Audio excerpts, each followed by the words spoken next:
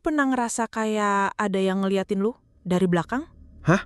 Maksud lo gimana? Lagi sendiri, lagi diem, tapi entah kenapa kayak ada tatapan di punggung. Nggak kelihatan, tapi berasa banget. Aduh, jangan mulai cerita serem dulu. Gue masih di kamar sendirian nih. Tapi ini bukan cuma perasaan. Yang lebih serem itu saat kita noleh. Maksudnya? Kadang bukan hal baik yang nunggu di belakang. Waduh, lu ngalamin? Bukan gue, tapi temen lama gue. Namanya Nadia. Yang mana tuh? Anak komunitas fotografi. Suka banget hunting tempat-tempat tua. Bahkan sering ngajak gue, tapi gue nggak pernah mau. Gila, yang kayak gitu aja dia berani. Dulu berani banget, tapi setelah kejadian ini dia bener-bener berubah. Emang kenapa? Waktu itu dia nginap di rumah temennya di daerah Kali. Rumah tua, 2 lantai, banyak kayu, model rumah lama yang hawanya dingin walau nggak ada AC. Rumah klasik yang vibes-nya horor banget ya? Banget, tangga tengahnya dari kayu, lebar, dan di dindingnya ada cermin besar, panjang, kayaknya udah ada dari dulu. Cermin gede di tangga tuh gue udah gak suka dari awal denger. Katanya sih biar ruangan kelihatan luas. Tapi Nadia dari awal ngerasa nggak enak. Dia bilang setiap lewat cermin itu kayak ada yang nyambung pandangan. Pandangan yang narik? Iya, kayak nahan lo buat nengok. Kayak ada yang lain di balik bayangan lo. Aduh, gue udah gak tenang nih. Malam itu, sekitar jam 1, Nadia kebangun. Aus, dia turun pelan-pelan, rumah hening banget. Tangga berderit waktu dia injik satu-satu. Gelap. Remang, hanya lampu lorong bawah yang nyala. Cahayanya kuning, temarang, HP-nya dia pegang, tapi nggak nyalain flashlight. Terus? Pas dia sampai di tengah tangga, ngelewatin cermin itu, dia ngelirik tanpa sengaja.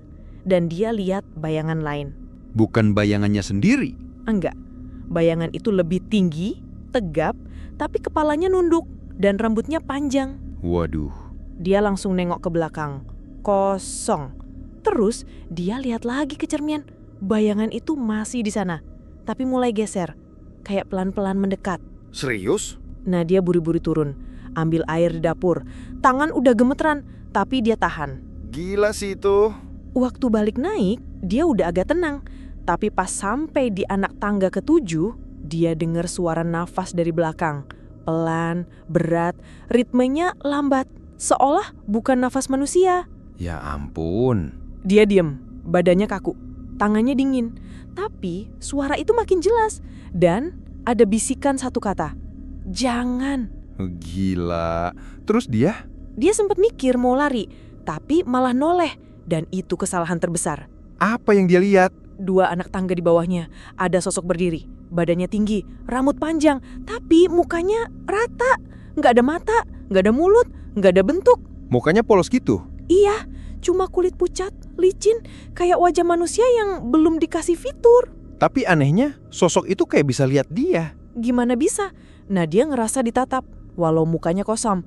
Rasanya kayak ditusuk pandangan, tapi dari makhluk yang nggak punya mata. Ngeri banget, sumpah. Sosok itu naik, 1 tangga, terus 1 lagi. Gerakannya lambat, tapi pasti. Nggak ada suara, nggak ada ekspresi. Gue kebayang kakinya bunyi kerak-kerak pelan gitu mo. Nah dia nggak pikir 2 kali. Dia langsung lari ke atas, loncat 2 anak tangga sekaligus, gedor kamar temennya. Nangis, nggak bisa ngomong. Terus temennya buka? Buka. Nah dia langsung masuk, nutup pintu, duduk di lantai, gemeteran, nafasnya berat, mukanya pucat, cuma 1 kalimat yang keluar. Gue udah bisa nebak. Kalau kamu dengar suara dari belakang, jangan noleh. Ya ampun, itu kalimat yang akan nempel terus di kepala gue sekarang. Besoknya, Nadia cerita ke temennya. Ternyata dia bukan satu-satunya yang pernah lihat sesuatu di cermin itu. Lah. Temennya bilang, dulu ada tamu juga yang cerita aneh. Ngerasa diliatin dari cermin, tapi nggak pernah separah Nadia. Soalnya mereka nggak pernah noleh. Nadia satu-satunya yang berani noleh? Iya, dan sejak malam itu, hidupnya berubah. Dia jadi gampang mimpi buruk, suka ngerasa ada bayangan ngikutin di belakang, bahkan di rumah sendiri. Lu jangan bilang, itu makhluk ikut pulang.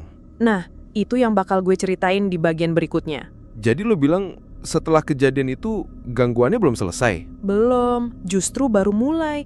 Karena makhluk itu ikut pulang. Ikut Nadia ke rumahnya? Iya, tapi dia baru sadar beberapa hari kemudian. Awalnya cuma gangguan kecil, kayak pintu kamar bunyi sendiri, lampu kedip, tapi makin lama makin jelas. Gangguan halus dulu ya? Iya, malam pertama setelah pulang dari rumah temennya itu tadi, Nadia tidur seperti biasa. Tapi sekitar jam 3 pagi, dia kebangun. Kebangun karena apa? Suara, kayak bunyi kuku diseret pelan di dinding, krek krek krek. Waduh. Dia duduk, dengernya jelas. Suaranya dari balik dinding samping kamar. Padahal itu dinding luar, nggak nyambung ke kamar lain. Makin gak masuk akal dong. Dia coba baca-baca doa dan akhirnya ketiduran lagi. Tapi malam berikutnya dia mimpi. Mimpi apa? Dia lagi duduk di kamarnya sendiri, semua lampu mati. Dan dari pojok ruangan ada sosok yang keluar dari bayangan, perlahan, jalannya nyeret. Sosok yang sama kayak di tangga. Iya, wajahnya tetap kosong. Tapi sekarang ada bekas hitam panjang di pipinya, kayak luka bakar. Dan dia ngapain? Dia diem, nggak bisa gerak, badannya berat. Tapi sosok itu cuma berhenti di depan dia, lalu pelan-pelan bilang, "Kamu sudah lihat." Wah, itu berarti dia ditandai. Iya, sejak itu dia tiap malam diganggu. Kadang denger nafas di dekat telinga, kadang pintu kamarnya kebuka sendiri padahal udah dikunci. Gue gak kuat bayanginnya. Pernah satu malam dia lagi tidur, terus kebangun karena ngerasa gerah. Pas dia buka mata, ada bayangan duduk di kursi dekat meja belajarnya. Cuma duduk, tapi posisi kepalanya miring, seolah ngamatin. Ih, itu tuh gangguan level berat. Nadia sampai pasang CCTV kecil di kamarnya. Dia pikir mungkin halu. Tapi pas dicek, beberapa malam ada frame yang keskip. Videonya nggak jalan antara jam 2.59 sampai 3.10. Jadi ada sesuatu yang ganggu rekaman. Entah kenapa selalu jam segitu. Dan dia makin stres, wajahnya pucat, matanya cekung, dan sering linglung. Akhirnya cerita ke ibunya. Ibunya percaya? Percaya, soalnya ibunya juga pernah ngerasa aneh. Kayak ada yang jalan malam-malam di lorong. Gue baru sadar, ini tuh bukan cuma ganggu Nadia doang ya. Iya, akhirnya mereka panggil orang yang ngerti hal spiritual. Dikenalin sama teman keluarganya. Orangnya tenang banget. Begitu masuk kamar Nadia, dia diam lama. Terus bilang, "Ini bukan makhluk liar, ini ikatan." Ikatan? Iya, makhluk itu katanya bukan cuma numpang lewat, tapi udah merasa terhubung. Karena Nadia lihat dia waktu di rumah itu. Dan yang dilihat bukan bentuknya, tapi auranya. Jadi karena Nadia noleh? Betul, itu kayak narik pintu. Dan makhluk itu ikut. Nempelin diri ke energi Nadia. Dan yang bisa ngelepas harus dari Nadia sendiri. Maksudnya? Dia harus mengakui bahwa dia buka pintunya sendiri, harus minta tutup sendiri, dan berhenti merasa takut. Sulit banget.